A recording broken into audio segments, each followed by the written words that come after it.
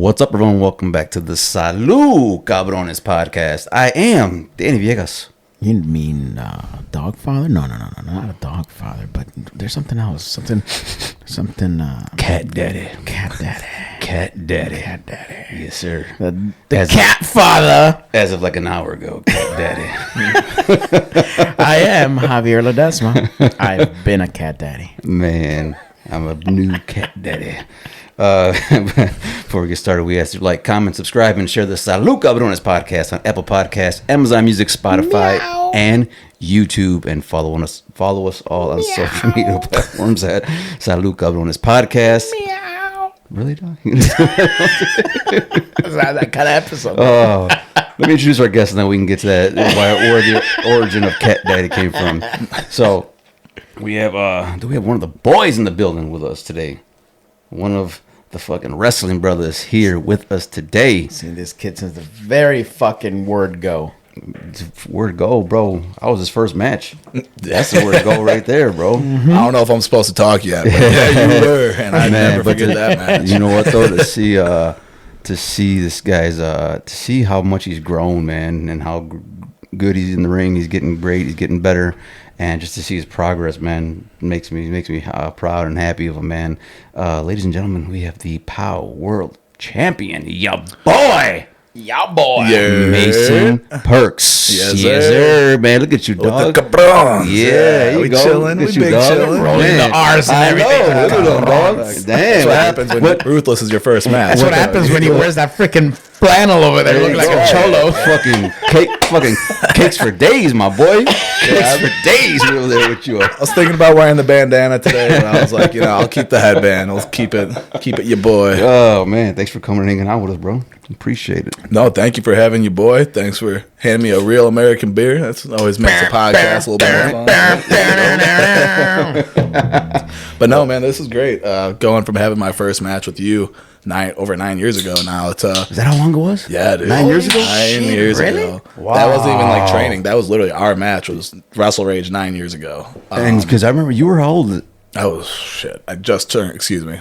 Just turned 16. Bro, we swear like a motherfucker. All right. Just turned 16. That's right. Trying to look back now, it's like, damn, I'm 25 years old, and I had to be like, oh yeah, I wrestled that match 9 years ago, and it's like, damn, it's wild. 16 years old, bro. A lot of people are getting their career started at 25. Yeah. I started mine at 24. So yeah. Shit, 16 years old. I remember that, bro. Yeah, I was crapping my tights, man. Yeah, dude, fucking staring at you like, well, you're gonna take care of me, right? And you're like, sure, brother. Got you, dog. Don't worry about it. And what happens, bro? Fucking very first fucking move. Fucking, he's on the second row, getting the crowd going. I pull his fucking leg. He takes a face bump. He picks his head up, mouthful of blood. I was like, what the fuck? Oh my god, that's right. Yeah. I did get busted up in the beginning of that. Picked him up. And what the fuck happened? I don't know. Bit my tongue. I was like, oh. Yeah, that's right. I totally forgot that I bit the crap out of my tongue. Had some mouth color there from match one. Deep mouth color, bro. Damn. Man. That's great a nice memories. Welcome to the business, right It there. was. That's child's play compared to the other things we've all experienced in the ring. So Yeah. that was only the beginning. Oh man. That kind of stuff. Sorry, Danny. go ahead. Like I remember the first, like I want to say, first like maybe 3 to 5 years, as you're kind of getting your your bearings in the business and not trying to ruffle any feathers, and you encounter these like crazy things that happen to you, like you said, you're busted thing. These things always made me go, fuck it, am I doing the right thing here, man? It's like, is this not, we always say, is this for me? Who cares? No, but it's one of those things like, fuck, I should really protect myself a little bit better. Yeah. It's like, but when that is the very first move in your very first match and that happens, what is the thought that happens to Dude, what goes through your head? This dude had like fucking 40 of his relatives there too, bro. Oh yeah. Well, they all went from watching me as a 12-year-old kid. So I never had birthday parties growing up. I would tell my parents, I don't want to go to the roller rink or laser tag, none of that shit. I want to book my own show with all my friends and bring all the family so we have a crowd and we're wrestling on the trampoline. Are you serious? Yeah. Nice. Did you do that though? Yes. You did for that? years. I had a kid wrestling company literally called KWF, Kid Wrestling Federation. That is fucking And awesome, so dude. for my parents, they didn't have to spend the money on a birthday party, but I'm sure their stress was through the fucking roof having a bunch of 12-year-olds wrestle that have no idea how to wrestle on a trampoline. But yeah, so when I actually got to go, like, I'm on a real show. Here's a flyer. It's going to be a real ring in a venue. Buy tickets. they all showed up, which was I appreciate that. I never forget that stuff. That is awesome, dude. When in the years past, Danny always was the guy that would bring like 1,000 family members. Yeah. Like, Now no one shows up. but that is cool, man. That It's called progress. Right. But it's so cool that you had like everyone show up, man. That's freaking awesome. Yeah, it really was. That was a moment where that whole match is almost kind of blacked out of my memory. I remember the feeling before going out there of like, this is it. This is what I wanted to do for my entire childhood. Like, I'm starting it right now. So I remember kind of being in gorilla position before going out there. And then I just essentially remember the end when Ruthless hit me with the unprettier and laying there after the 3. And it was my first time experiencing, oh my God, we're done. Thank God. But yeah, I do remember taking the 3 and being like, that was it. That was my first professional wrestling match. And I went to POW since I was a kid. So I got to watch Ruthless and Kanoa, Chris Cairo, all these guys for years before actually having my debut against Who are all Ruthless. those guys? Shit. No, I was gonna Who are ask those guys? because how long were you coming watching the shows for? Since I was like 10, so like 5 years before I debuted, something like Okay. that, 5-6 years. Because the old fan that had the megaphone, the old VFW guy, his grandson, I became friends with. Okay. So through that friendship, got me into wrestling because he didn't really have a father figure in his life, so he was always with his grandfather. Okay. And his grandfather had his entire bedroom along the walls wrestling figures from the 80s and shit. Yeah. Super fan. You Nice. know. He had his encounters with us numerous times. Yeah, he did. He used to give Jimmy, back in the day when Jimmy Blaze, when he was wrestling at Windy City, he used to sneak in his camcorder and record the matches for the boys. And I don't know if he printed them out on VHS tapes, but he used to give the tapes to the boys. Oh, so no Jimmy, shit. Jimmy would tell me, he'd be like, yeah, that guy used to give me my match tapes in Windy City when, there wasn't YouTube. Right, so, right. You didn't get your match Wow. footage. So yeah, he used to sneak in the cameras to record stuff to find the boys after and be like, here you go. Mm-hmm. Just because he loved wrestling, and that passed right on to me. And I have this tattoo actually on my calf. I don't know if you guys could see it on the camera, but it's almost like a battlefield cross, but it's wrestling boots instead of combat boots. Instead of the military dog tags hanging, it's a piece of a rope because he was a Purple Heart Vietnam veteran. Okay. So that was pretty much his personality, and then wrestling. Okay. Nice. So because of that guy, I've taken so much from him personality-wise, and then obviously the love of wrestling. He was taken from us last year in September, so I got that tattoo in remembrance of him. But before we go on, let's freaking take a toast to that one right there, Yes. man. Yes, sir. Cheers to you, Captain. Cheers. I love you. Never forgotten. Salud, Capitan. Thank you for that. I really appreciate that. dude. If it wasn't for him, man, we wouldn't have your boy with us. But that's no bullshit, man. That's true. That's completely true. Because even my parents, like, they always thought I'd grow out of this. You know what I'm saying? Like, you like I think wrestling all of our right now. parents thought Right. that. But no, he was the one guy from being 10 to a full grown adult where it's like, I want to be a professional wrestler. And he's like, I know you will. And it's like, once I was 16 wrestling guys like you, and my parents are watching me get my ass kicked by grown men, they started to believe me a little bit more where they're like, okay, maybe you do really want to do this with your life.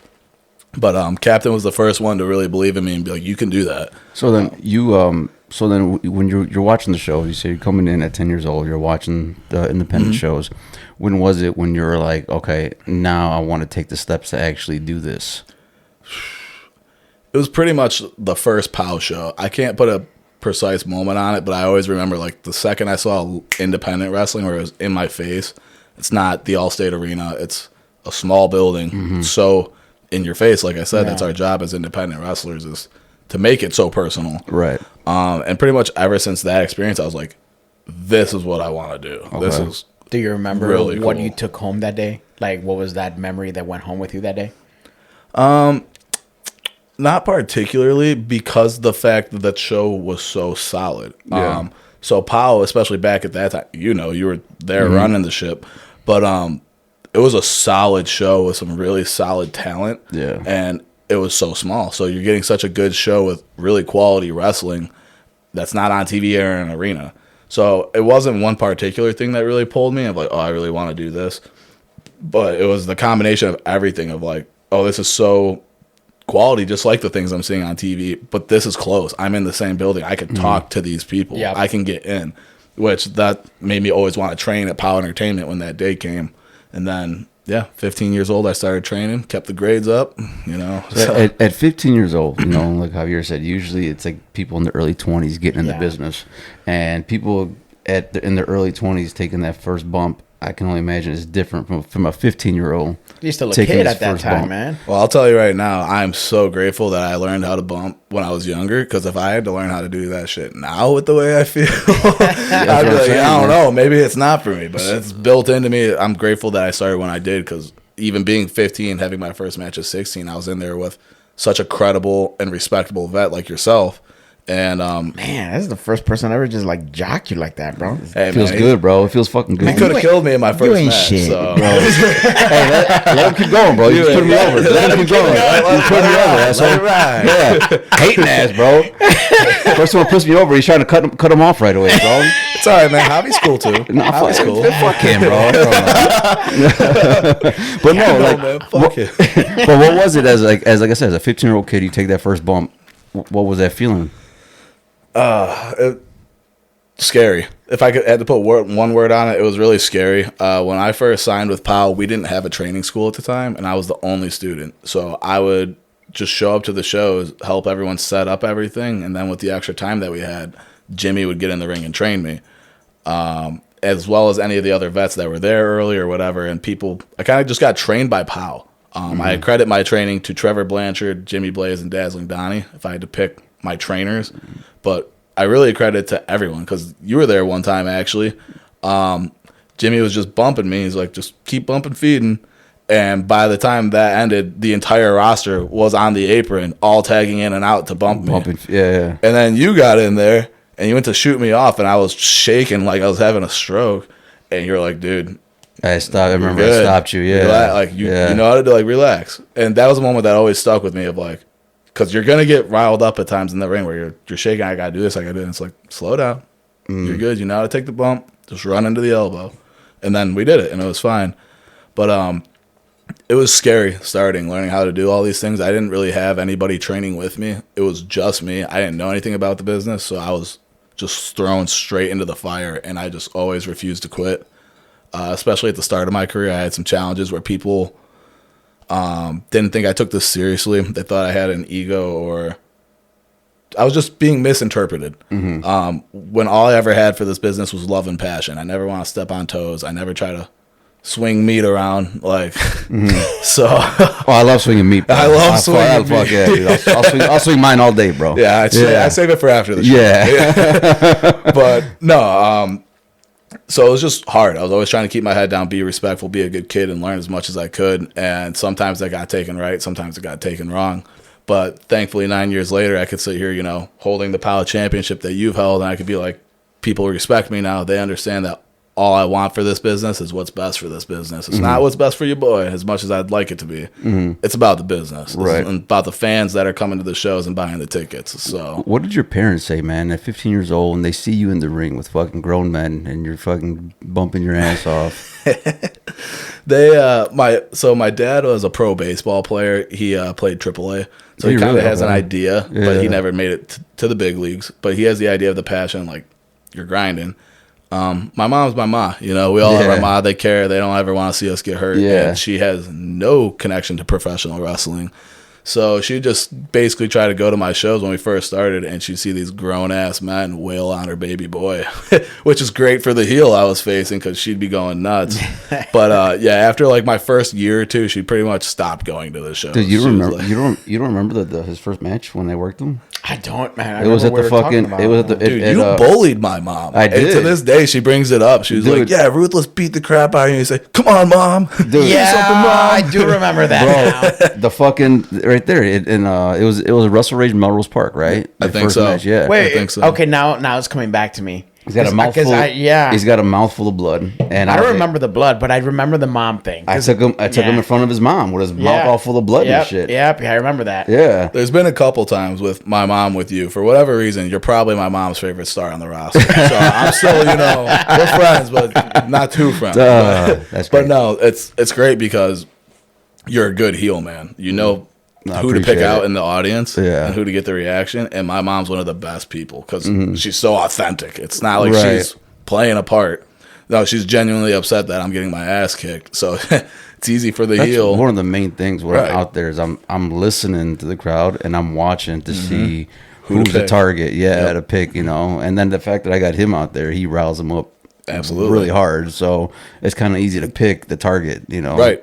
Especially when you have your mans out there, like you just said, who's kind of already picking out the field, so to say, weeding them out, and then you can see it, and you're like, oh, you're the dude. And then you as the talent, the wrestler, you go over there and give them the attention. Now they're really going. So it's just stuff that I've gotten the opportunity to learn over the years through working with great guys such as yourself, Jimmy, Trevor.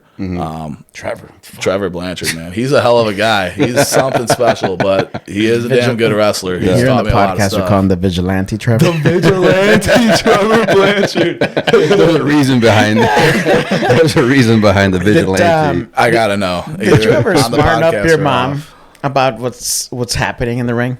Oh, she knows. She just don't care. She just Yeah. wants to see her son win all the time. If I could go out there and have 5-minute squash matches, my mom would love it. But that's just not how it's gonna go. And I can't really explain the business to my mom. I'm like, we have ups and downs. Sometimes Yeah. I'm winning, sometimes I'm losing. But Dude. she don't get it, bro. My dad, the first few years, I would come home beat up or whatnot. In Spanish, he would tell me that you win. And I'm like, no, but this No, is but what I'm we over. did. I'm trying to tell him all the fucked up shit I did as a heel, all the people I pissed off along the way Right. and how awesome that was. I'm like, no, Dad, I didn't win, but check this out. This is what I did. And he just looks at me, he's like, so he lost. So my son's a loser. And I'm all like, God damn it. And I can't sit there and smarten him up. But I don't want to. the pop. Dad, the pop. Think of the pop. Exactly. Think of the pop. He's trying to explain. There's no point in me listening to it, bro. You fucking lost. fucking lost. What the fuck are you here for? Like, what the fuck, Dad? This is not how I raised you to be. So then, as you're, at 15 years old, 16, you're making your debut. How are you coming up with your first character? Who's helping you with that? That's kind of funny, actually. So my first idea of Mason when I debuted, because I debuted as just Mason, is kind of what Mason Percs is now. I kind of envisioned this frat-ish party boy, kind of life of the party type of character, but it didn't really make sense. I was obviously still a kid. Yeah. So I was just Mason, and then I kind of got deemed the rookie sensation Mason, which worked for a little while because I was a rookie, and that did fit my look. Yeah. So that worked for a little bit, but it wasn't too long until Jim was like, well, you have no character, so You're not a rookie anymore either. you're passing that rookie yeah. sensation time period, and I it's got time for you to stretched learn. out, man. It did. Because I remember I was like, man, it's like fucking heartbreak kid over there. He's like in his fucking Rookie 50s. sensation. He's been in fucking 7 years already. Still What the fuck? a rookie sensation. All right, yeah, let's be real. But no, Jimmy was like, you need to learn a character, kid. That's a big part of this business. We're personalities. So the biggest character we had on our roster at the time was Dazzling Donnie, who was also helping train me. So that kind of worked. And then we became the tag team of Be Dazzled, which is essentially I just shared Dazzling Donnie's gimmick with him, and it was a lot of fun, man. We did all those crazy things that were so uncomfortable for me. I wanted to ask you about that because when we had Don on the podcast, we talked about that, the whole flamboyant character, Yeah. But I want to get your thoughts. Being just Mason, Right. Now you're still this young teenage kid, but you're being put with Don. You're being put with Donnie, and like you said, this character to you was very uncomfortable. Very flamboyant character. And It's just a very heavy character. It's Yeah. not like something where it's light we could play around. Like, no, it's a character. Yeah, Like, very, you need to do it. You got So, makeup on. You're right. coming out to tutus and tutus I was wearing coming a out. stripper tank top at 15 years old, 16 years old. Yeah, you were a pool boy.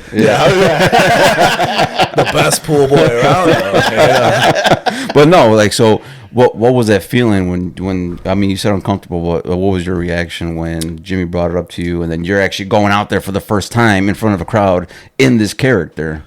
Well, Jimmy he shot on me and he shot straight. He was like, "Look, you're doing it, or you're not on the card. Like, this is the spot I have for you on the card where you could fit in. So it's like, do you want to be on or not?" Obviously, I did. I didn't mind the challenge. It was just intimidating. It was scary. I was like, I'm going to play this character that's so vastly different from me in real life. And again, I'm still 15, 16. I'm figuring out who I am 24/7, more or less as a character. So it was scary, but we got to do a nice little transition where we did like 3 or 4 shows of me and Don doing little things together, and he would slowly put makeup on. I had my Mason shirt, and he twisted that into like the bra, and we kind of evolved from the rookie sensation Mason into bedazzled Mason. So it was nice that there was kind of steps to it, but it was still uncomfortable, even when we got to the final form, so to say. But there was a moment where it really clicked in my head of like, oh, it's a character, and it's over. And I was like, oh, this is the characters in wrestling and gimmicks. But we did a promo because we were in a rivalry with the Heismans. So Pee Wee came out because he was their manager at the time. And basically the whole setup was he's going to blah, blah, blah. I sneak behind him. Don pushes him into me, and we put him in a sleeper hold. And he was going to pass out.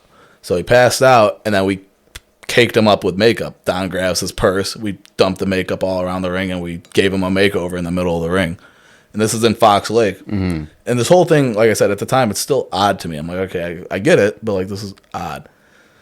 So we do it. Pee-wee's laying on the ground, and we're just doodling all over Pee-wee's face with lipstick and all this makeup shit. And I could feel the ring and the canvas shaking from the crowd at Fox Lake chanting "party time."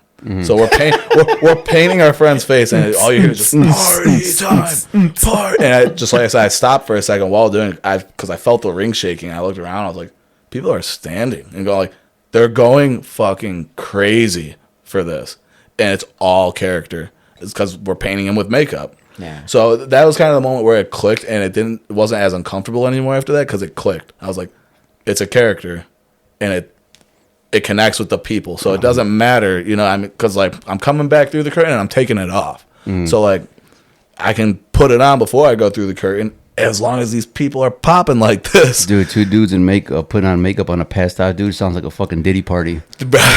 No baby oil. What was it uncomfortable just because of your upbringing, family wise? Is that way it was? Why you felt that way? No, I think it was just uncomfortable because, like I said, I was still in high school. I was still literally figuring myself out, not even in like a sexual manner, but just like, who am I? What do I like in life? And then the character, it's not like it was just a gay character. It was over the top. Yeah. We're coming out. It wasn't doing any favors for me with the girls. not quite. He was at school walking around all pimped. I'm the wrestler. Yeah, but you're the gay wrestler. Do you have any pictures? No, I don't have any pictures. I'm willing to show you. Hottest girl in school. Good. What did your family say? Because you still, even to this day, you got a lot of family and friends that come and support you. What was your family saying when you were coming out as this character? They didn't get it, but they kind of got it. My dad watched wrestling a little bit growing up, so he remembers like Gorgeous George and Jake the Snake. And he's like, well, this guy's probably not taking a snake everywhere. Like, so he kind of understood the gimmick part. Look at Goldust, right? You know, it's a character, dude. Right. And Goldust is over as fuck. Like, I strive to reach the levels that he has. Right. Like, and people, dog on characters like that. And it's like, no, man, if it makes money and you could tell a good story, that's literally all that matters in this business. But as far as my family, they just support me. So, like, regardless of what I was doing, they were going to support. They could tell that it was kind of like an uncomfortable transition, so to say, and they didn't really poke on it. But once we started to get over as the team of Bedazzled, we eventually became the tag team champions at Wrestle Rage. That's when my parents started to see it. They're like, oh, he's not just getting his ass whooped for 5 minutes, but now they're winning, and they're doing it with this character. So that was kind of the moment for my parents where they started to get smartened up a little bit / realize a little bit of the business where it's like, oh, like different things are going to have different effects, you know, because I was out there just being me, and I was literally getting squashed almost all the time. That's rookie life, man. Brother, I know how tall I am. But no, it's the transition. And then getting that character, we were able to do so much more stuff. So like I said, doing that promo with Pee-wee, where there's nothing even physical, it's just a promo, but the crowd is just as loud, if not louder, than some of the matches on the card. That's valuable. That's money. If you can get those kinds of reactions without having to take the bumps and hit the mat, I mean, isn't that the goal here? Like, right, yeah. So, but that was something I had to learn through this character. But the more I did it, the more my parents got on board. The further along I get in my career, the more they see me grow, and they understand, like, they understand that they don't understand the business, if that makes sense. Yeah. But they respect me and the fact of how much I pursue it. So all they do is just try and show me love and support, which is really all I could ask from my parents. Yeah. Yeah, so that's anybody, any of us could ask for Right. that, man. It's great. We know. I'm sure you can rattle off names of people that don't have that kind of support within the wrestling business. We've had people on this podcast talk about, my parents never cared for this shit, things like that. So it's awesome that you get that love, regardless of where you are on the card and what your character may be. Absolutely, I'm very grateful for my parents. I love them to death. Like I said, they don't get wrestling like we do, right? But they support and love their son, which is. There are That's a lot of people that don't. That's all you could ask for, so, dude. Yeah, that's all you could ask for. I'm beyond grateful for the family I have. So we're crazy, but I love them. Along the time that you finally started to kind of get into your own there with the character, eventually came a couple little like hurdles along the way. Yeah. You had school and you had some injuries. Walk us through some of that. Yeah, one of the biggest obstacles I've had in my entire life, honestly, was going to college. Not even for the school portion, but the stepping away from wrestling portion. So, like I was explaining earlier, when I was a kid, literally a child, I used to do backyard wrestling. So when I had a problem as an 11-year-old, my teachers being mean, whatever, I'd go on my trampoline and I'd have a squash match with my giant stuffed frog. So, like, from that to backyard wrestling to then becoming a professional wrestler in POW and actually What was the frog's name, man? You can't leave the frog out, man. Come on. Oh, brother. My name was the name that mattered.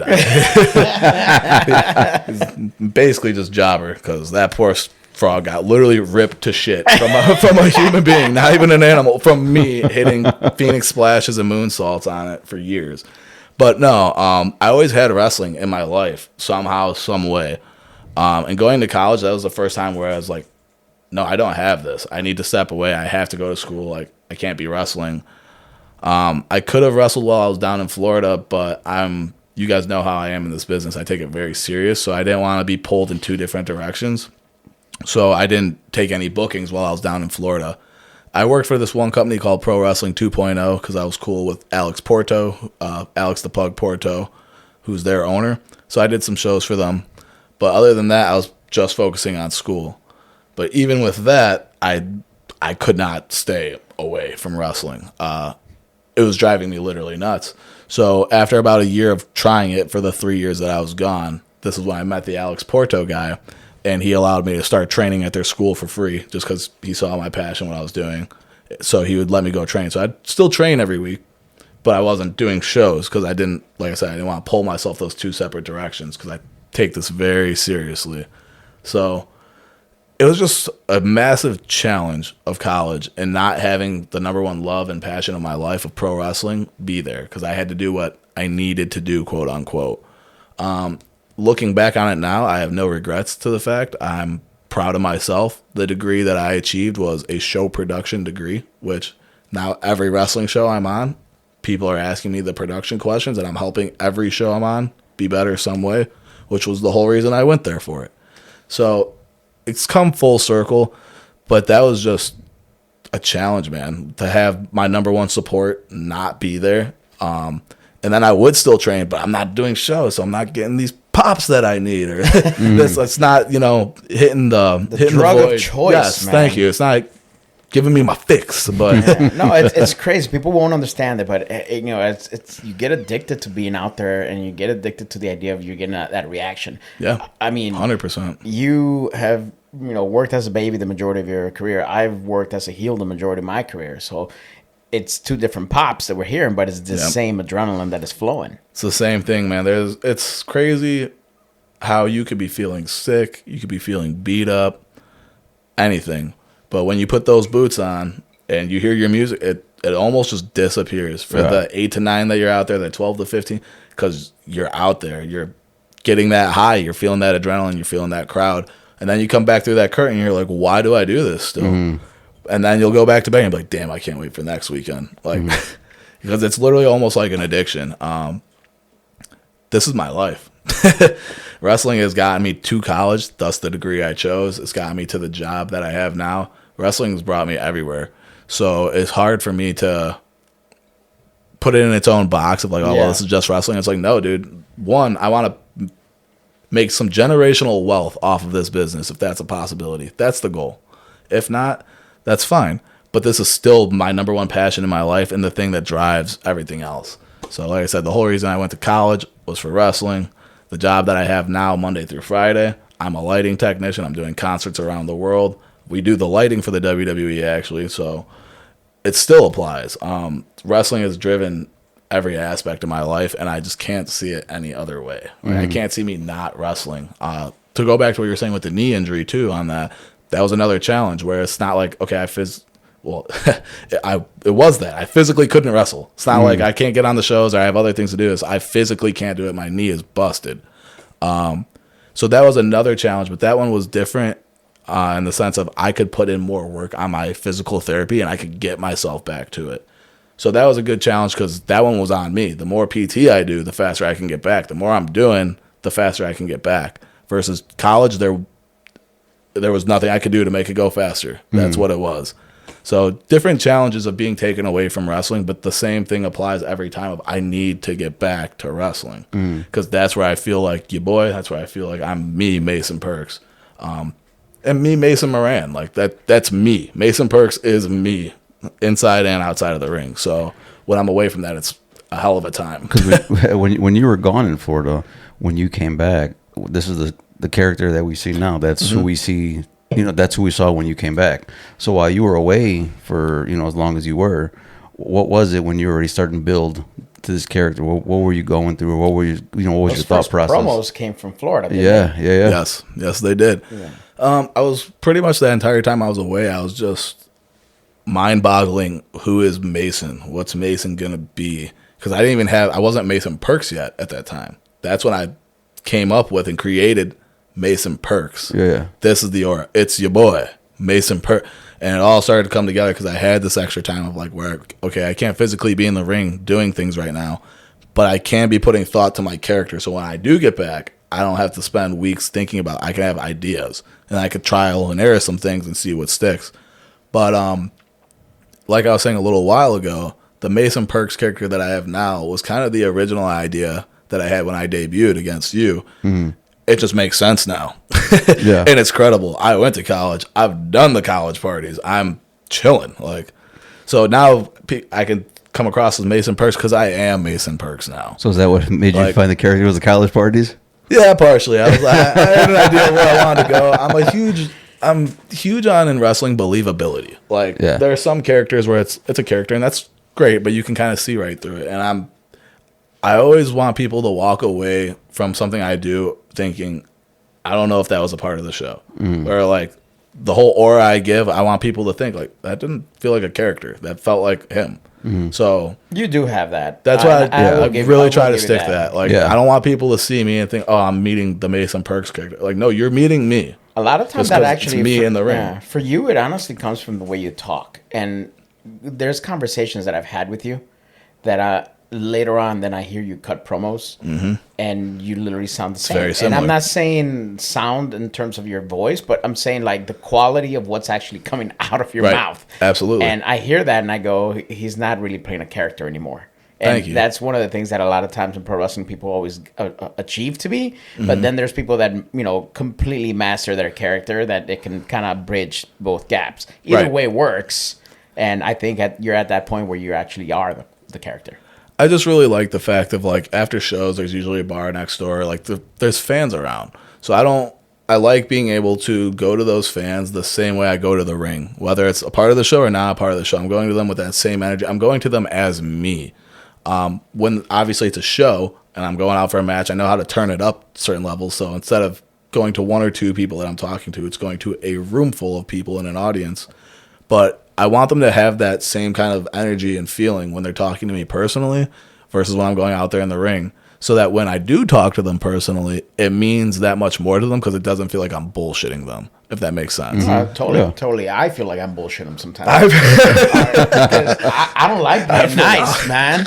Especially after the shit that sometimes comes out of me and Danny's mouth, when we're talking trash and then we're hanging out and people go, hey, we love you outside. I'm like, fuck. Yeah.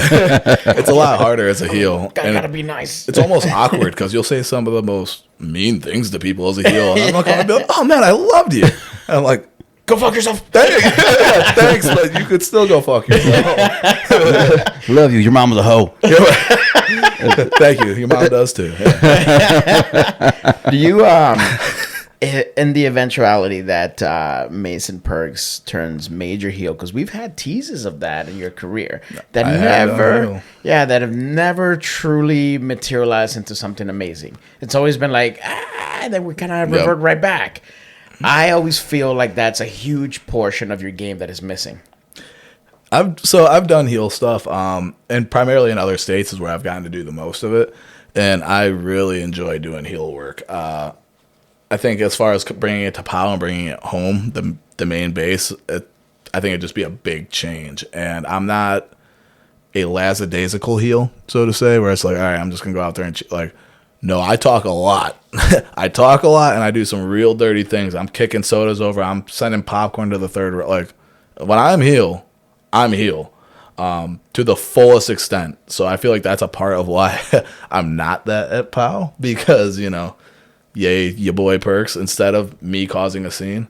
But I've gone quite a few other places, and like I said, when I'm heel, I'm trying to stand out from every other one, which means I have to have more heat than every other one. Mm-hmm. So I'm not afraid to do things as a heel, because you don't have to like me anyways. So right. So I'll do some things as a heel where I'm like, damn, I'm pushing it. Like, this dude might try to swing on me. If he does, let's find out. That's a badge of honor, man. That's what I'm saying. That's what I'm saying. I'm like, I'm always ready for that if you really want to take it there. But how do you envision yourself if the day that you do turn heel in POW? How do you want that to happen? Violently. Violence. I want it to happen on Jimmy Blaze. Jimmy likes to play these games with me. And I don't know. And he always randomly hooks me for a flatliner. I'm like, dude, we're friends. Like, so, maybe I will have to pull the trigger before he pulls it. I think that's the way, dude. Imagine that. The fans, that's my boy. That's my boy. And the day that it finally fucking happens, and it happens on Jimmy. I know. Trust me. I've thought about it. And I'm like, these fans have been with me a long time to get here right now. As the POW champion, so yeah, it'd probably hurt some feelings if I had a change of heart now. But dude, right now is insane for wrestling, man. Wrestling fans. I mean, right now is a great time for wrestling. With WWE, AEW, TNA, and just all the fucking indie feds all around the world, bro. It's becoming huge, and now you got the new WWE ID. Yep. Who are wrestlers that you're looking into nowadays that you're pulling from? As far as like inspiration for my work, or like trying to work them? Both. So I always tell people my top 3 inspirations as far as wrestling would be Ric Flair, Shawn Michaels, Chris Jericho. So if you watch my work, I'm sure you can see a lot of that. Like in the way I sell, it's a lot of their selling. I love the way that they told stories and the way that they were able to bring audiences in numerous different storylines, gimmicks. Chris Jericho is a perfect example of reinvention. Yeah, man's done so much different stuff and still is still killing it. As far as people that I'd like to work on the scene, I've recently had the opportunity to work with Quinn Whittick. That man's been tearing it up on the scene. So don't mind me. Business call. That's Quinn calling him right now. I heard you talking shit. That's money calling shit. I'll call that back. But no, I've gotten to work so many fantastic talents, from Quinn Whittick to Will Emery this year, and that's just made me hungry to work even more talents. Joey the Jet Avalon is somebody that I've been seeing a lot of lately that I haven't gotten the chance to share the ring with, and I think we'd be able to do some really good work together.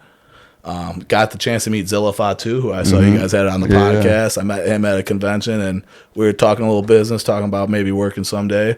So that'd be a great opportunity for your boy, and maybe, you never know, maybe your boy gives Zilla a run for his money. There you go. So the way I look at it, I try not to put labels on things of like, I need to work this person or I need to work for this company. The way I look at it is we got to keep going up. So whether it's getting to NWA or MLW, but the next level of TV, so that then it could climb up to AEW or WWE. There's just levels to it. So as long as I'm progressing, I'm continuing to work talent that's making me better as well.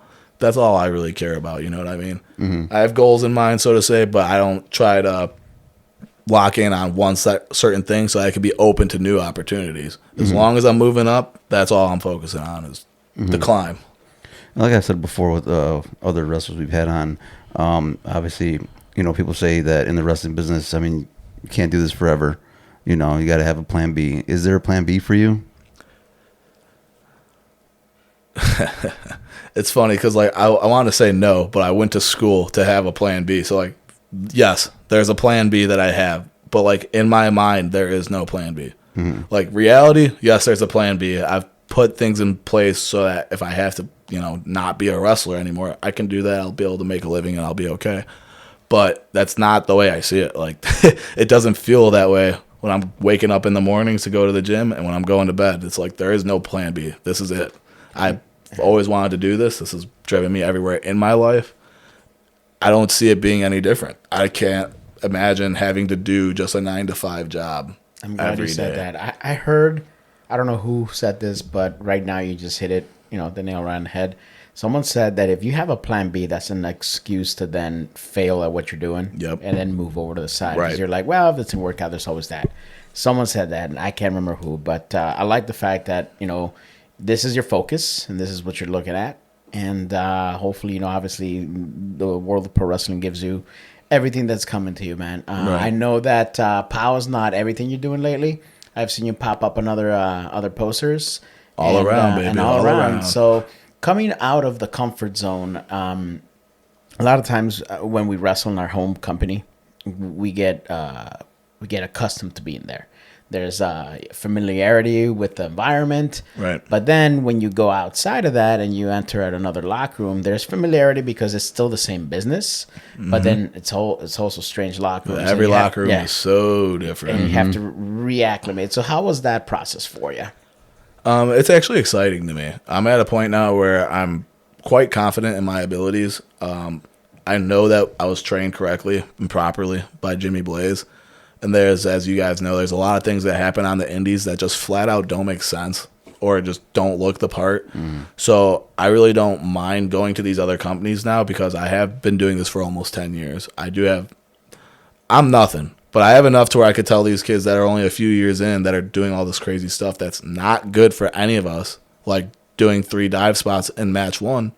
I have no problem going to these kids now and being like, hey, why are you doing 3 dive spots in match? Like, I never try to be an asshole. I try very hard to avoid heat and never start conflicts, but I'm not afraid to speak my opinion because I'm passionate about this. And it's never like I'm trying to cut people down, but it's, again, I know how we were trained, and I know right from wrong. So I'll straight up call people out on it in other locker rooms and be like, hey, like, why are we doing it like this? Can we maybe do it this way? And that's actually worked to my benefit in locker rooms where people see that I'm not afraid to speak my opinion on it and stand on it, and then people respect it because they're like, you know what, you're right, that doesn't make sense. We should do it this way. And I'm not always right, of course, but that's where it's when you're in places where you can have those conversations where it's like, hold on, I don't think that makes sense. And then you guys could figure it out together versus just, we're just going to go out there and we're going to tear the house down and we're going to do 50 spots in a 5-minute match. Like, that's not your boy's cup of tea. So going to these new places, I really like that because I run into a lot of situations where I'm getting booked with people like that, where they're like, let's do this, let's do this, let's do this. And I'm like, great, that's all perfect. Now, how can we do all of that with the time we have into where it all makes sense? So going to these new companies has been an exciting challenge because there are some challenges that are like scary. It's like, I don't know what's going to come out of this. But with going to these new places, it's an exciting challenge because I know how to handle myself and that I can do business. So it's new faces, new people, new opportunities, which is the exciting part to me because I'm confident in my ability now. So I have no problem walking to these other places, and I'm more than happy to talk. Like, let's talk about it. But I'm also more than happy to stand on business when I feel like something is wrong. Mm-hmm. So, is there something that in POW that you want to accomplish that you haven't yet? I mean, you got the big title over your shoulder. I mean, it's funny because I've actually recently thought about this myself because this was always the big one. This was always the goal. It's like I gotta get to the mountaintop. I have to be the POW champion. So now with the level that I'm at, I think honestly my biggest goal is just connecting with the audience in a way that I've never seen at POW before. I kind of got a sense of that last night, honestly, because I peeked through the curtain and I saw like 6 or 7 yellow do-rags in the crowd, which was hilarious. We got on those motherfuckers. Oh, yeah. Yeah. And I was like, that's cool. Like, that's spreading and you can see it. I was like, so I think that's my new goal is I want to connect with the POW audience on a level that POW Entertainment has never seen. Whether it's having like a yes movement type moment where everyone's coming in with me and we're doing this, or something with the audience that has never been seen before. A whole new connection. You remember the birthday party that we did at that backyard for Edgar? Yes, that was a lot of fun, actually. His son is a big fan of yours. Yes. Enzo. Yeah, and, he's a great kid. Edgar told me that the little guy bought a do-rag. Yeah, I did. That's great. Seeing these little kids wear do-rags, man, it's hilarious. I'm curious, bright yellow velvet do-rags. Where did that come from? I mean, the long dress. I mean, you used to have like a short little buzz cut. Yeah. Now you got the long dress. That was the pool boy look, bro. Yeah, that was the pool boy look. Yeah, that was the pool boy look. You got the long braids. You got to come out with the do rag or the bandana. Like, yeah, man. I always wanted to have longer red hair. Solo cup and shit. Got to, bro. It's got the solo cup with the diamonds on it. Come on now. No, I always wanted to have long hair. I knew that was something I wanted. I just wasn't a wrestler yet, so my dad who was a Marine, he's like, yeah, high and tight, son. And so thus the pool boy. But it was just something that kind of grew over time. So I started to grow out my hair, even when I was with Dazzling Donnie, and that's when I had like the mini Jufro going on. Mm-hmm. And then all throughout college, I continued to grow it while I was gone. So then when I came back from college, I came back with a completely different look because I grew my hair for 3 years and didn't cut it. So then I was able to come back and mold this character. So with Mason Percs, I'm like, what's all over social media nowadays? What's selling out arenas on tours and rap and music and everything else? And that's how I kind of put this character of Mason Percs together, because I was looking at heavy rap and hip hop influence. Okay, what's popping off? What's popular? What's bougie, so to say? And I started picking things where I'm like, what stands out? What can I make mine, so to say? And that's where I came up with the do-rag. And I was like, okay, because I was wearing do-rags naturally for my hair, because I'd have to when I'd go to sleep. And I thought, I was like, well, what if I made this like kind of my gimmick? And that's when I found, okay, I was like, they need to be special then. They have to stand out. And I found the velvet yellows. And I was like, that's pretty unique. That's pretty standout-ish. So then that piece came along. The braids, I had actual dreadlocks for a while. Now I've found the solution of braids, and I could change the colors, which that's why they're black and red right now, because it matches the belt, baby. But but yeah, I always try to find things where it's like, what is something that someone might see on Instagram when they just open the app, not wrestling related, but just things that we're seeing every day where it's like, oh, this is popular. Yeah. And then I was like, okay, now how can I bring that into the wrestling world, into something that's marketable for me? So now I'm able to sell these do-rags, and like we said at the last show, we saw a bunch of fans have the do-rags on, which was really cool for me to get to see that. But that was a vision of mine of like, okay, this generic black silk do-rag that I'm wearing literally for my hair is not what I would want to wear to the ring. But maybe I could find something that is different that fits this line. And then I did. So I'm trying to continuously find new stuff. Like I make the tumbler cups. That's another big merch seller of mine, is the tumbler cups, because it's something that people can use every day. As well as it kind of fits my character if I come out with a cup. So like I try to find these pieces that I can attach to myself that a fan can look at and be like, yeah, I would want that in my life too. And then they can go buy it. Whether it's, a headband, a do-rag, a cup. I try to find these middle ground, so to say, where it's between your boy and the fan, and then that's the merch item or something. And I'll wear that out, so that could be the middle ground between me and the fan of, we both wear these ridiculous yellow velvet do-rags. We're both partying, doing whatever. So I try to create that middle ground where we can meet from the fan to your boy. I'm curious. You said, your dad was always, his dad's military, so he was straight military, high and tight, son. But then you're gone for 3 years, you come back, and you got long hair. What's your dad's reaction? Oh, they knew the deal. I was already right when I started wrestling. I started growing out my hair pretty much. That's right. My parents pick and choose their battles now because I'm an adult. They respect me as an adult, which I really appreciate. And especially wrestling wise, it was a career thing now. So like my dad was like, "Oh, no, you're keeping your hair short so you look professional." And then I started my career in wrestling. I'm like, well, nope, because I want long hair for my career. And never really came up again because I had a reason to grow out my hair. So you didn't really have an argument anymore. Yeah. Well, I just want your hair short. Yeah. Like, well, now I need it long because I need to, look this part.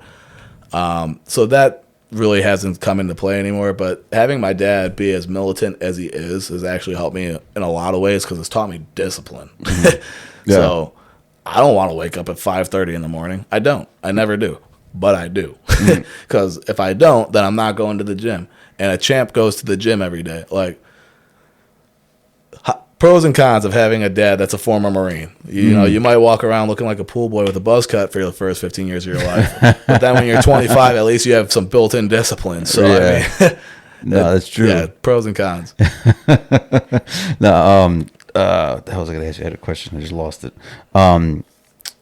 Dude, I just fucking lost my question. Well, then you could take a back seat, then, motherfucker. I just lost my question, dog. I had it.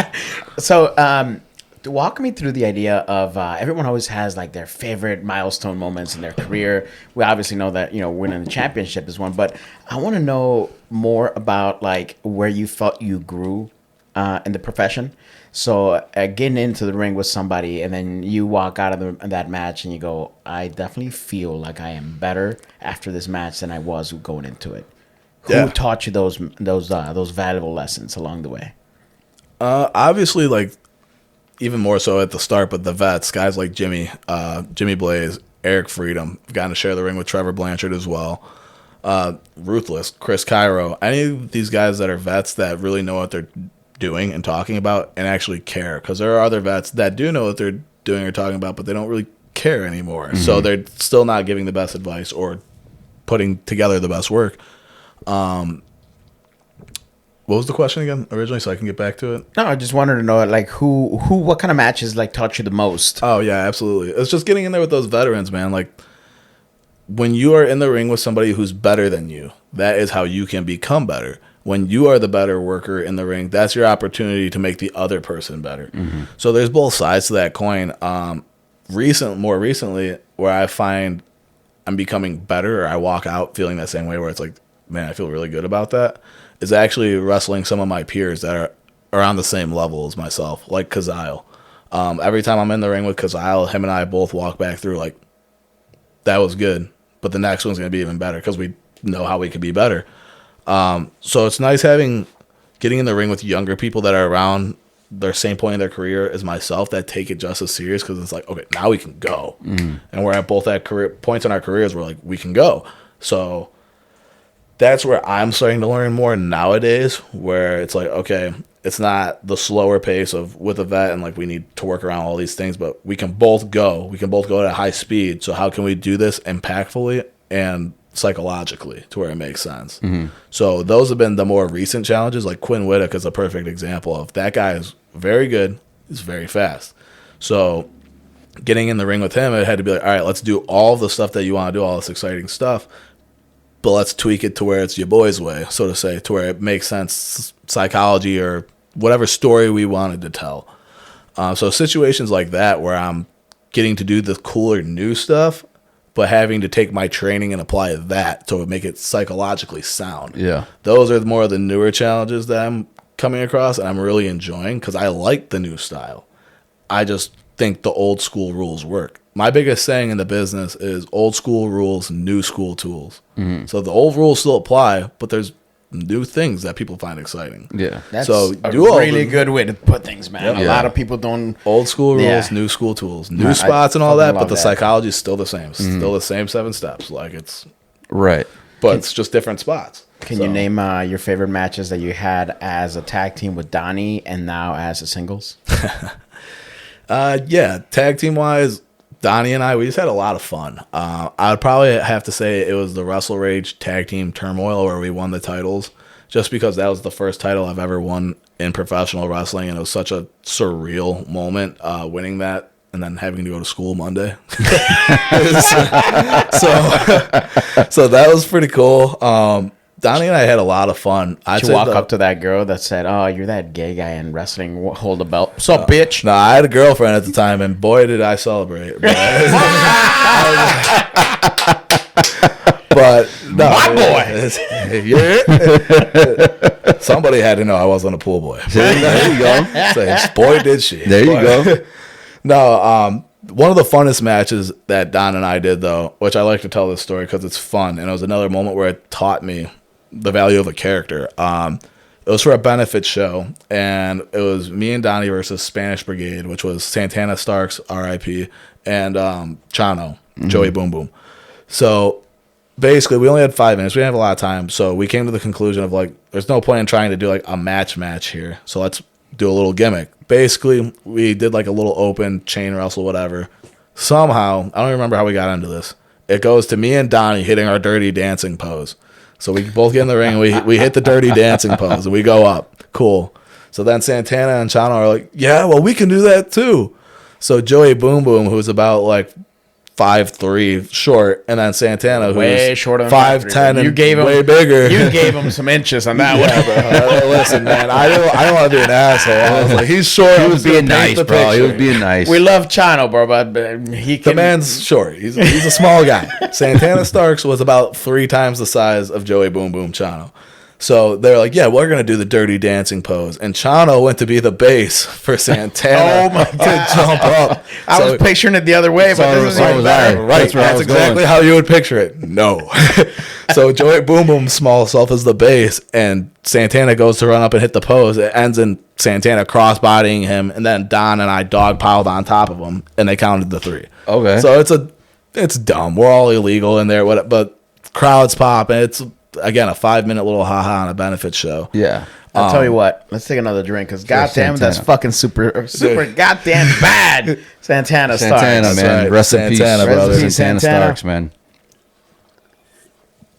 That's awesome. I don't think I remember that. I don't think I was there. That's an awesome story, man. Yeah, I believe that was the Carly benefit show, if I remember correctly, okay. what show it was. Yeah. But yeah, that was a lot of fun, and that was really cool because, again, it was a character thing where it's like, this is so stupid. Mm-hmm. Like logically, like, this doesn't make any sense, but it's fun, and the crowd's into it, and it's over. Like, so that was a good moment. Singles wise, we actually just won Match of the Year for this at the Power Awards this year, but Rage Reaction last year, myself versus Kazile versus Jimmy Blaze versus Eric Freedom, and what was their retirement match. It was a very special match in my heart. Brutal street fight. Brutal. But just to say that I got to share the ring with Jimmy on his way out and Eric Freedom, 2 of the best to ever do it in the Midwest. It was an honor, really. That was a fun match. I take that very seriously. I don't take it lightly. Like, oh, I wrestled. Like, that's a privilege to be in that match with them. Yeah. So I hope I did my part in that match and delivered. I beat the shit out of everyone with a Savage Size Slim Jim. So I brought my own weapons. But no, that was definitely one of them where I'm very proud of that. I look back on it fondly, for sure. Anytime that anybody gets in the ring with Jimmy and Eric, they need to take advantage of those moments, 100%. And obviously, Eric is not stepping back in the ring, and Jimmy, few and far between. Yeah. So the idea is, I mean, you took advantage of it. I mean, myself and Danny, we definitely had our wars with Jimmy and Eric, and I remember being nervous for those matches, not having been nervous for anybody else. You know what I mean? Yes, I do know what you mean. But I was thinking about it. You're like, we've had the wars with Jimmy and Eric. And I was thinking back. I was like, oh, yeah, they did war. And I immediately can visualize you drop kicking Jimmy in the back right through the fucking table. Through Man. the door. Yeah, he's a dick, bro. Because he stopped. It was so funny. I was watching from the sound booth. And I was watching. And I saw him stop. I was like, oh, nice. He's going to turn around. And before I could finish that sentence of he's going to turn around, here comes Javi. Wham! And Jimmy just flailing through that table. Going over the match, first thing Jimmy tells Javi. Wow. Do me a favor. We're really going to go there. Oh, yeah, fuck yeah, we are. Fuck yeah. Fuck yeah. Oh, my God. It was so funny. They were going over the match. First thing Sorry, Jimmy tells Javi, dude, bro, do me a favor. Please wait till I turn around. Oh, yeah, bro, I got you, Jimmy. Don't worry. Bro, do me a favor. Deep down, please. Like, fuck you, Jimmy. He couldn't have asked you any nicer and more correct. It's like, bro, do me a favor. Please wait till I turn around to fucking drop no kick me. problem. Yeah, sure, no problem, Jimmy. Dog, he waited a split second, right to the, and you seen Jimmy like You could tell Jimmy was not ready. and just go right. Gets launched. Oh, dude, I'm on my hands and knees because fucking Javier, he fucking jumps off me. Yeah. I'm on my hands and knees and I'm looking and I'm like, oh, it's the first thing he said was fucking wait till I turn around. I was like, oh. To this day, I stay with what I said. I'm like sitting there, and time slowed down right in that moment in that match, and it's weird because I knew that this was going to be a very big moment in the match, right? Like I knew it was going to get a reaction. I just fucking felt it. This is going to be a really good spot, and it was. It looked sick as fuck. It did. I looked great. I vividly remember going like, okay, here it comes, and I'm sitting in the corner. And I'm like, I'm not waiting any longer. No. I literally felt like I was in the corner for like 20, 30 minutes. Like it just felt like their spot took like the longest. And I'm just like, come on, turn around, Jimmy. Turn around. I'm looking like a jagoff just sitting here. Oh my God. I'm like, I gotta go. I gotta go. I gotta fucking go because otherwise this is gonna look bad. And I did it. And then I remember afterwards, Danny's like, bro, no, you didn't wait anything. It was I literally got to the corner, turned around, and went. It was like a half a second, bro. And I'm like, how long was I in the corner? I felt like I was in there forever. He's like, nah, it wasn't that bad. No, dude, you got there and As went. soon as I got to my hands and knees, I looked. He was already running, He was bro. already going. And I'm looking at Jimmy, and I'm like, Jimmy, turn around. Jimmy, turn Sorry, around. bro. I was like, oh, dude. First thing he said was, please wait till I turn around. And Javier said, fuck you. Bam. Dude, I was like, wow. I heard him say, fuck you. There's been less than a handful of times I've been in gorilla position and had a genuine belly laugh of like, holy shit, I need to go away from the curtain so no one sees me because I am literally wheezing. I remember The whiplash on Jimmy. Oh, bro, did you see his next? Oh, you guys are just making this worse. Now you guys are twisting it. Jesus. Hey, it's done now. There's Hey, no what hard is it? feelings. It was good. It was good. But earlier we said, but the pop. That's the memo of this podcast. Oh, God. But the Man. I remember a question, by the way. Fuck you. Okay. I want to know your rap influences, man, because I know you talked about putting the character, the rap music and everything. Like, who are your rap influences? My favorite group for sure is Suicide Boys, Okay. and I don't exactly take any of their style and implement it, but I take a lot of the attitude because they're so different and they're so fuck you, we're different. Like we don't care, we're doing our own thing. So I've taken a lot of that mentality and attitude, so to say, but not a lot of their style. As far as the style, I try to look more towards the I don't want to say fuckboy, but like these super mainstream rappers, kind of like DaBaby. I'm not even a fan of Migos, but I look at the stuff that they're doing, so I can see can I use any of this or apply any of it? But I look at just the mainstream rappers of today. So DaBaby is a big one. Pop Smoke when he was around. Not making stuff now, obviously. I'm drawing a blank. Literally any rapper that I see, I'm like, I vibe with this. I'm bopping. I'll usually look them up. And I'll go on their Instagram and I'll look at their stuff. And I'm like, all right, what do they have that makes them stand out? I was reading this book not too long ago. It's 90 Ways to Successfully Communicate with People. It's just a book on learning how to communicate better. But one of the topics in there is conversation starters. And they're like, people have these things that are called what's-its. It's, what is that? Thus, it's a what's-it. So my do-rags, for example, it's a good thing for someone to be like, oh, what's that? That's different for you. It starts a conversation or it's something for them to remember me by. Yeah. So having these little things where that stand out and are unique that I can take and make my own, to where now I'm having a build of these things, whether it's my bedazzled solo cup, my diamond encrusted solo cup, no longer bedazzled, or the do-rags. I'm having these different things that stand out that are mine. Yeah. That someone looks at it and they're like, oh, that's a Percs thing. So they're what's it, so to say, but it's like, what is that? Exactly. That's what I want you to be asking, because now we're communicating and now we're talking. Now you're invested. Yeah. So I try to find things that stand out. So that it can almost literally make somebody be like, oh, what is that? Or that's different, because that opens the door for conversation and for them to come in. Yeah, and who does your music, by the way? Because is your music custom? Is it a custom? It's a custom song by this dude named Josh Imes. He does stuff in ARW. He's one of their bookers, I believe. So he just makes a bunch of stuff. He does a lot of their, their recording. for their shows, like their commentary stuff. He makes custom theme songs for other people as well. I'm actually trying to remember how he lined up with that. I was gonna say, how did you line up with him? How did you come up as far as like the flow, the lyrics and stuff like that? Like, did you have say so in it? Like, what did? Yeah, I was basically sitting in there with him. I did like the opening intro, and I have a couple ad libs in there where I'm just saying random things because I told him I was like, make the song, write it, make it, and I'll ad lib it. So I'll come in, add my yurt or it's your boy, whatever. Did you tell him what you want? Like, what some things you wanted in the written piece? Essentially, I told him, I was like, here's a couple. I gave him like 3 or 4 songs. I was like, I want the vibe this kind of vibe, like beat, jumpiness. And then words wise, I was like, dude, just make it all about wrestling and essentially sex, drugs, and rock and roll, but rap. It's just like every other rap song that we hear, just throw my name in there and make it relevant to the wrestling. So he did a pretty good job with the song. I do like it. I'm looking for another one because I want something a little bit more punchy.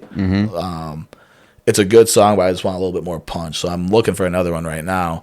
But no, shout out to Josh for that song because it's been a good song. Never have to worry about copyrights, baby. It's your boys. Yeah. So yeah, it's decent. I do want to get another song though with a little bit more influence on it, where it's like let's encapsulate a little bit more of these emotions and stories, so to say. If you need a new song, now's the time. You're a champ. I know. I was thinking about it. I was like, it's time for a couple new things. Some new gear, which I just got new gear, but I want more new gear. A new theme song. We just got some new merch shirts, so those are out now. But like you just said, man, it's the champ's time. We got to get some new stuff out there. So, So I'm curious to now with, like I said, with this whole song thing, right? Because when I first heard it, it was a promo video you did. And I don't know where you were at, and then at the end they played the song with your little emoji guy. Yep. And I'm listening to the lyrics, and I just hear like Mason Percs. So Percs. like, Hey, I'm like, this motherfucker's got his own fucking customized song made. What the fuck? So the fact that you're going, the lengths that you're going just to customize your brand. Yes. That is genius. I don't, where did you get that idea for brand marketing like that? Because you don't really see it a lot. Not at the indies as much. No.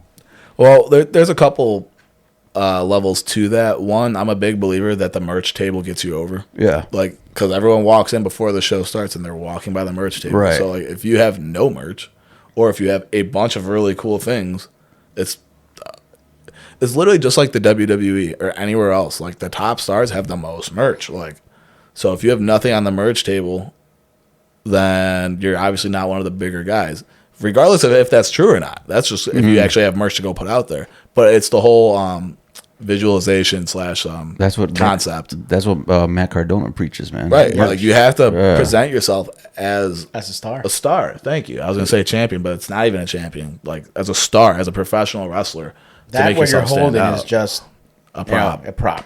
Yep. You have to be a star. People that get lost in the ideas like, I'm going to be a champ. Nah, who cares? Right. And that's where it's like having merchandise for people to wear out or even just look at. Most of the time, people don't even buy it, but just them seeing that you have things, it automatically brings you from here, which is, to up here, which is at least 20% more credible because they have things they could buy with your name on it. So the second part of that is I have another saying that I stick by. You don't get ready, you stay ready. Yeah. Because most of the time when that call does come, it's not like, hey, I'm going to need you a month from now. It's, hey, this dude's hurt. We need somebody in 3 days. Can you fly out? And you don't have time to get ready. Right. So you need to be ready. And that kind of goes to the theme song that you were just asking about. A big reason I wanted to have a theme song is because if that opportunity ever came, I didn't want them to be like, well, do you have copyright-free music? Because then I'm either not having music or I'm using some really generic shit that doesn't sound good. Yep. So that's where I was like, well, I want to be prepared for that. I want to have a custom song. So if that opportunity ever arises, I don't have to worry about that problem of copywriting. And I could still present my character the way I see best without having to, jump through these loopholes. And that comes with just staying ready for the opportunity. Yeah. So. And then with your job, you said you do lighting, right? Yes. Okay. And you traveled the world doing that. Yeah, North America. I won't exaggerate. It was North America, but yeah, I got to go through North America traveling with Guns N' Roses from that job. So. And how was that experience? It was incredible, man. it actually reaffirmed my love and feelings for wrestling that much more. Because why I'd is be that? traveling, I'd be going town to town doing these shows, but I would be a technician instead of a talent. So it's still traveling town to town, having to wake up, be on a schedule. But the more I travel, I was like, I like this. I like going different towns to towns. I was like, I don't like being a technician. I was like, I want to be traveling like this as a wrestler. I don't mind, the hotels, the travel, all that. I actually enjoy it. I don't enjoy being a technician. I You wanna enjoy be part of the being a show. talent. Right. Yeah. It's a completely different experience. But I got to learn so much traveling on Guns N' Roses on how these massive shows travel the country in days, because there's a way everything needs to get done. There's a method to all the madness, which I do try to apply some of that to wrestling, because I'm like, maybe this 3-hour setup could be an hour and a half. Like, we just got to do things a certain ways to, be efficient. But Guns N' Roses was awesome. I'm very grateful for that opportunity that I had. But my biggest takeaway from it, honestly, was I need to be traveling just like this, but as a talent. Like, this is cool. I was on a tour bus. That was awesome. Like, it's like, yeah, I like being on the bus. This is sick as fuck. It's not sick as fuck that I have to wake up at 6 a.m. to go set up the damn show and then, wait around during the show to take it down versus, okay, I could wake up, I'm going to the gym, I'm doing media, now I'm going to the show, I'm performing on the show, now I can go hang out with my friends, you know what I mean? So it taught me that, yeah, this travel lifestyle, the traveling entertainment, it's for me. The technician side, not for me. Like, I need to be a talent. I need to be a professional wrestler. I just don't feel like me on the technician side. I respect that industry, and I do have a passion for it, but it's not my passion. So Yeah. I can do it. I don't mind it. I enjoy it to a degree. But I'm like, this isn't what I want to do with my life. I'm like, this isn't me forever. I can do it. I respect it. That's why I wanted to go do it. But I know what I want to do in the world, and that's be an entertainer. What are some of your greatest experiences doing the traveling with the Guns N' Roses job? There was so many, man. Just so much good food. So much good food and a lot of drinking. Honestly, I think some of the best experiences was we obviously got to go to a bunch of cities. Like, I got to go to Times Square in New York for the first time through Guns N' Roses. Got to go to Canada for the first time through Guns N' Roses. So I got to do a lot of first and traveling things, which were really cool. But I think one of the moments that's a little bit deeper than that was just being on the bus. Literally, like, I'm traveling the road. I'm going, 6 states over, like we do for wrestling. Right. But I'm not in a sedan, crammed up. I can take a piss in here. I can go lay down in a bed. I can watch TV, all while traveling, just like we do now. And that's where, like, it kind of hit the reality factor of, like, the luxury versus the level we're at on the indies. And I'm like, there's got to be a switch here, like, because this is so much nicer traveling than 6 hours to Michigan with 4 of us in a 4-door car, which is fun in its own ways, and I don't trade that for the world. But at the same time, imagine having 4 of your homies on the bus, like, Yeah, right. No, it's exactly. just as fun, but now you're on a bus, like, Yeah. Now you're not cramped. right. Nobody's There's room, farting everyone's- all over you. Well, people are probably still ripping ass, but at least there's more room to disperse. Like, Well, we were circulated, all right? yeah, number one rule: no shitting on the tour bus. Fellas. Oh, we Oh, So no, don't you dare shit on that bus. That was the and number don't one dump rule. it on Michigan. No, you better go in the back and hot bag it. Like, Now I'm curious to know, when you come back from that, are you helping Jimmy or helping Power Entertainment at all as far as with the production value? yeah, absolutely. It's funny because most days for show days, we still get there at the same time the ring does. We help with setup and all that. But to be honest with you, like, Javi, you've seen it numerous times. Like, I don't stop until the doors open, and that's because I have to go upstairs to the locker room. I can't even be out there anymore. And this is crazy to think you're holding the company's top title, but you're on there paying dues beyond what is expected.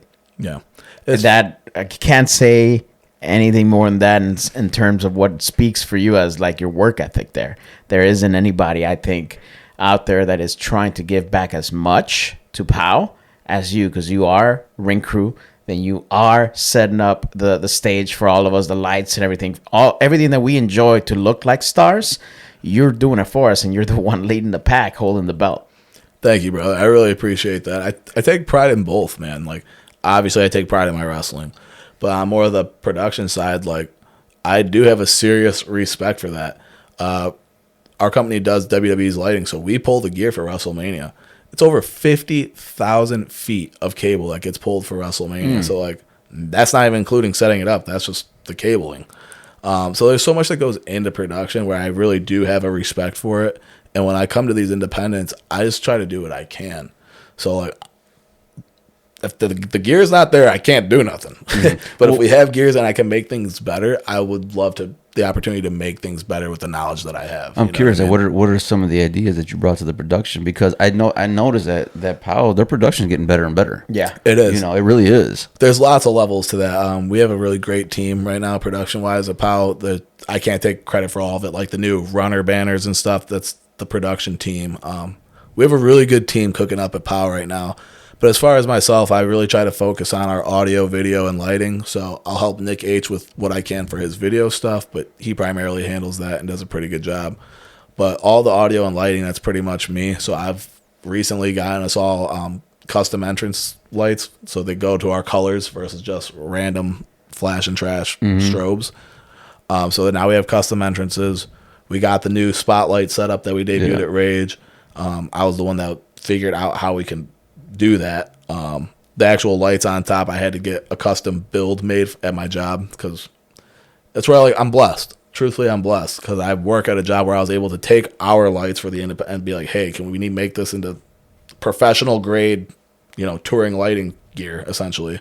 So now it's safe and it can go up there and it looks great. I just try to do everything that I can with, like I said, the knowledge that I've learned to make all of our shows better. The better the show looks, the better I look. And it's not just a selfish thing because I at least try not to make it that way because there are times where I'm like, I can make sure my shit sounds good or looks good because I can just fix it before I go out there. But, like, what a dickhead move that would be to do. Right. So, like, sure, I have the knowledge to do it. But fuck you, Trevor. Your shit's cooking. Oh, Trevor, I turn it down. I do mess with the dial for Trevor, but no, I just try to do what I can, man. And I'm a firm believer if everybody applied what they have, then we can have a really great product. And that's kind of what everyone's been doing lately, and thus Pow's been growing. You can see the growth that's been happening. Yes, you can, man. And kudos to you for that, bro. Because, Thank you. It's looking great, man.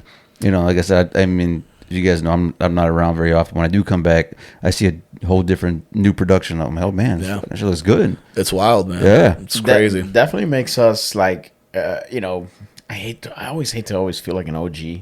But, like, it makes us kind of fucking go, fuck, where was this shit when we were at our fucking, when we were getting there, This is awesome. And I'm very happy for all of you guys to be able to go out there and perform and look like $1 million because of what, the production value is. For a long time, Powell always was considered like a gem in the Chicagoland area. Yeah. This is before you came around, man. Like the talk of locker rooms will always be like, man, you got to go wrestle at Powell. Yeah. But Powell never had a production that went behind it like it is starting to form now. Yes. We look at different companies and sometimes the talent maybe not be there, but they have a really great production and their guys look like $1 million. Yep. Yeah, the matches are okay. But this is now starting to like add up, and it's awesome that you guys are starting to do that. Yep. And hopefully it's something for the better in the long run. That more eyes are on Powell. You guys get seen by that many more people. Absolutely. The hard reality is it's budget, man. Like the gear costs money, so we could only get so much at a time and to make things better. Without essentially going into the negatives, which no one wants to really do. Yeah. So like we do what we can with what we get. And the further we get along putting on better shows, more money comes in, then we're able to get a new piece of gear and we incorporate it in. So we're basically trying new things as we go, just like we got those spotlights. So now those are there. We're not going to have to buy those again. Now we can buy a new piece of gear. And, and it keeps adding on and building as the shows go on. But as somebody that works in production, it costs money. Fuck yeah! Especially if you want people to come and run it during your show, it's not like, hey, here's $20, run the lights for me. Like, no, dude, that's a career job. That's big money knowing how to run that gear. So it's investment. That's where I try to do everything that I can because I have the knowledge. So I'll try to get everything set up so that when the show goes, we don't have to have a lighting technician there. We could have a rookie, so to say, where I'm like, all right, you need to push this button, like this person's entrance, this button, this person's entrance, this button, and they're all labeled. So that's me doing that part where we'd have to be paying somebody else. I'm able to help and step up, so I do it, and we're getting through. But as time goes on, we'll get more gear, and it will hit a point where I'm going to have to tell Jim, hey, man, you need to hire a guy to run the lights during the show. Because now it's getting too much, and it's getting too complicated to where I still have my own job to worry about. Like I usually try to cut it by 6 o'clock. Like 6 o'clock, I'm literally switching my mindset from a technician to a performer. And I don't like switching between the two because they're two completely different factors. So I like to get in one headspace and like, okay, I'm focusing on all my production shit versus wrestling. Like I'm focusing on my wrestling. So, but production, it costs a pretty penny and it's not easy to do, bro. Fuck no, it ain't, dude. But when it's done right, yeah, the pop. the pop. Nah, but No, no, bro. you've made yourself that much more valuable to any company that's hiring you because they're not just hiring a wrestler. They're hiring someone that can potentially impact their overall look and production. Because, I mean, anybody that hires you can pick your brain. Absolutely. There's been a few situations where just people know my background in production. So, like, something will fail audio-wise and they don't know. And I've been in gear. I've also been half undressed. And someone's like, can you please turn our mics on so we can go start the show?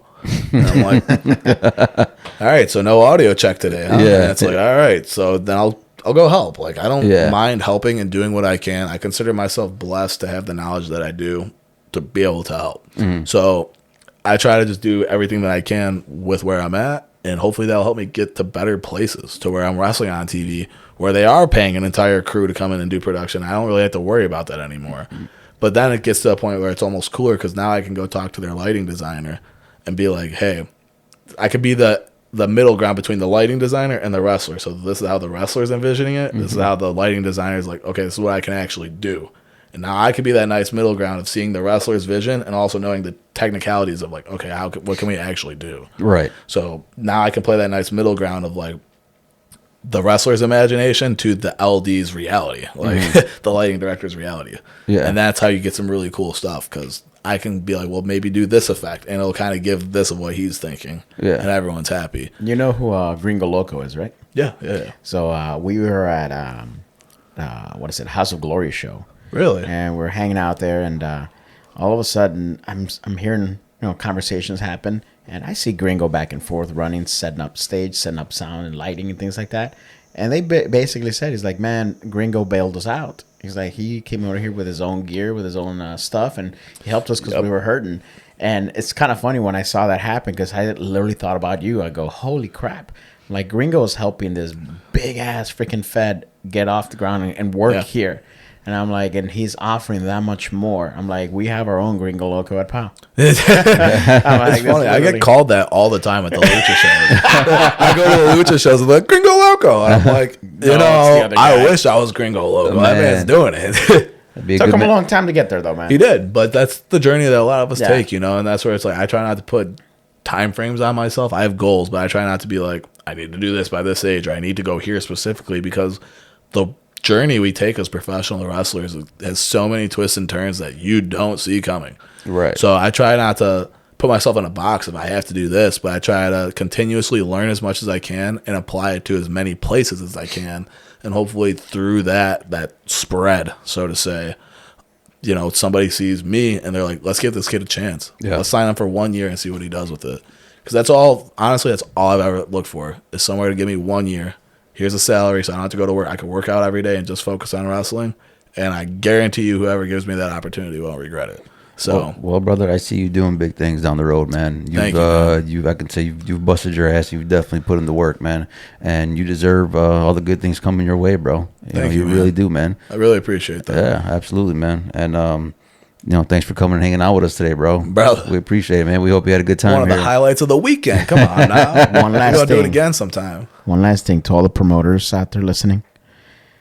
You guys need to book Gringo Loco and Baby Gringo Loco in a tag team match. Los Gringos Locos. Los Gringos Locos. Wearing the same flannel that he's got going on right now. Yeah. Someone needs to make that happen. Make it happen. God damn Gringo, it. Like, if you're right down, now. brother, let's make this money. We can run it. That'd be great, dude. I'd love to see Hell him work against Gringo. I'd like to see him work against Gringo Loco. No, I want to see them as like together. Los Gringos Locos. We bro. can That'd work be together. great. I'll be the bump dummy. There you go. You can get us the pops, and I'll just take the bumps. It's great. So great. But no, brother. Thank you, man, again for coming and hanging out with us, brother. Like I Seriously, said, man. I hope you Cheers, had. I boys. hope you had a good time, man. Great time. Yes. So before we head up out of here, any last things you want to say? Pub your social media. Put yourself out there. Yeah, first I want to say thank you for having me on the Cabrones podcast. This was a great time. Always great seeing both of you guys, seriously. But you can follow your boy and stay up to date at It's Your Boy Percs. Boy spelled B-O-I, Percs spelled P-E-R-C-S, not K-C. But no, just make sure you follow the social media so you guys can see all the shows. We're going to have a lot of title defenses coming up. I'm actually the Rockford Inc. regional champion as well. So Rockford Damage Inc. regional champion as well. But your boy is going to be going around. There's going to be so much stuff that's going on. I try to keep the social medias posted. You boys are going to be in the loop, so hopefully the podcast can spread some info as well. But just stay tuned, man. That's all I could say. Yes, I don't even know what tomorrow's bringing, but I could promise you it's going to be better than what today had. So, Hey, man. Hell yeah, brother. Like you said, man. Cheers to that, brother. Here, big thanks to your boy, Mason Percs, for coming and hanging out with us today. Big special thanks to our sponsors, the Law Office of Christopher Hoff and a Taco Villa in Villa Park. Big shout out to Chris and Bear Mysterio. Appreciate y'all, fellas. Mason, this is the part of the podcast where we sign off with a toast. We just raise up our glass, our drinks, and we say salud, cabrones, man. So when you're ready, Real American beer, baby. Real American beer. All right, here we go. 1, 2, 3. Salud, cabrones. We out. Yeah.